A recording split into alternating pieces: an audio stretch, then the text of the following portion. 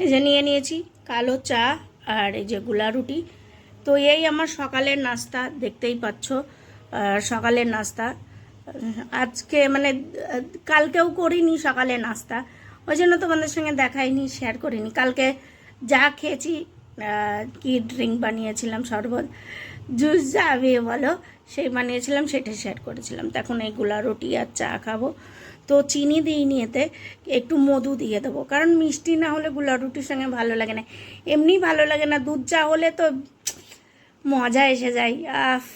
কিন্তু কিছু করার নেই, কি করব। মিষ্টিটা আমি বন্ধই করে দিয়েছি অনেক দিন আগেই, কমসে কম 2 মাস হয়ে গেল আমি মিষ্টি বন্ধ করে দিয়েছি। ওই মধ্যে টাড্ডু হাজব্যান্ডের সঙ্গে খেয়ে ফেলি, তাই বাকি বন্ধই আছে আমার। মাঝে সাঝে একদিন, মানে মাসে হয়তো 1-2 বার। আচ্ছা, এই আমার আজকের নাস্তা।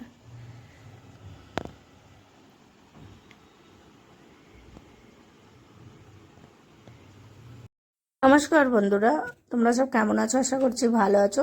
সবাইকে শুভ দুপুর, গুড আফটারনুন। আমি এই যে আমার একটু দেরি হয়ে যাবে ভিডিওটা, কারণ এডিট করতেই টাইম লেগে যাবে, তাই জন্য।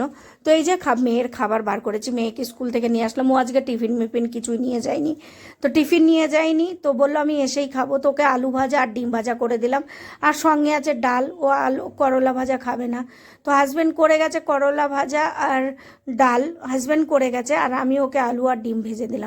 আর এই তরকারিটা আমার, উফ, কত লঙ্কা দেখেছো, মনে হচ্ছে এখনই খেয়ে নিই। লঙ্কা আমি একটু ভালোবাসি, একটু ঝাল ঝাল। তো এটার মধ্যে আমি পেঁয়াজ টিয়াজ দিইনি, তোমরা চাইলে দিতে পারো। এটা আমি হালকা একটু জল আর নুন হলুদ দিয়েই বসিয়েছি, বিনা তেল। তেল কিন্তু আমি এতে একটু দিইনি, ব্যবহারই করিনি তেল। তো তেল আমি এই জন্যই দিইনি, কারণ তেল আমাকে ডাক্তার মানাই করে দিয়েছে, ওই জন্য তেল দিইনি। তো তেল তোমরাও স্কিপ করতে পারো, এতে তেল অলরেডি বার হবে। এটা হচ্ছে তোমার হালুয়া মাছ, ওই কি বলে এগুলোকে, রূপচাঁদ মাছ। রূপচাঁদ মাছ তো মানাই করে, কিন্তু হাজব্যান্ড নিয়ে আসে, মানা করলে চিল্লাবে, ওই জন্য মানাও করতে পারি না। তো এই যে হাজব্যান্ড ডাল বানিয়ে গেছে, করলা আলু ভাজা আর লাউ তরকারি তো কালকের আমার। আমি কালকে লাউ তরকারি আর খেয়েছিলাম, শাক আর রুটি ভাত, কিছুই না। তো যাই হোক, সেই রয়ে গেছিলো, খেতে পারিনি, ওই জন্য। আর এই যে এই রান্নাটা হবে, তারপরে আমি স্নান টান করে আমিও খেতে বসবো এখনই। তো মেয়েকে তো দিয়ে দিয়েছি, ও খাচ্ছে, আর আমি এদিকে রান্না বান্না করছি, মানে এই রান্নাটাই করব, আর কিছু করব না। আবার যা হবে বিকেলবেলা আজকে। তো এই রকম তোমাদের কার কার ভালো লাগে খেতে, মাছের কাঁটা, মাছের লেজা, মাথা, পেটি, এইগুলো কার কার ভালো লাগে। আমি কিন্তু বিনা তেলে রান্না করছি, আর এটাকে পুরো শুকিয়ে দেবো, বুঝতে পেরেছো। এইটুকু আমার ভাত রয়ে গেছে। আর এই যে হাজব্যান্ড করলা আলু ভেজেছে, দেখো কত তেল বার হয়েছে ওতে থেকে, সব তেল বেয়ে বেয়ে পড়েছে, ভাবতে পারছো তাহলে। তো হাজব্যান্ডকে বললে তো আবার চিল্লাবে, আমি বলতেই পারবো না। তো যাই হোক, এই যে আমি আবার দুপুরবেলায় আমি খেতে বসে পড়েছি। আজকে 1টার সময় খেতে বসছি, সুখবর না? যেখানে 5টা-6টার সময় খাই, সেখানে 1টার সময় খেতে বসছি। আর এই যে মাছের তেল বার হয়েছে এতটা, কমসে কম 4টে তরকারিতে চলে যাবে, এতটাই তেল বার হয়েছে, ভাবতে পারছো।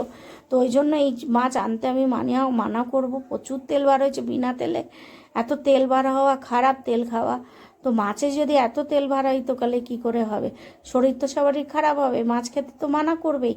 আর এই যে লঙ্কা দেখছো, কত বড় বড় লঙ্কা, মানুষ সমান লঙ্কা মনে হচ্ছে।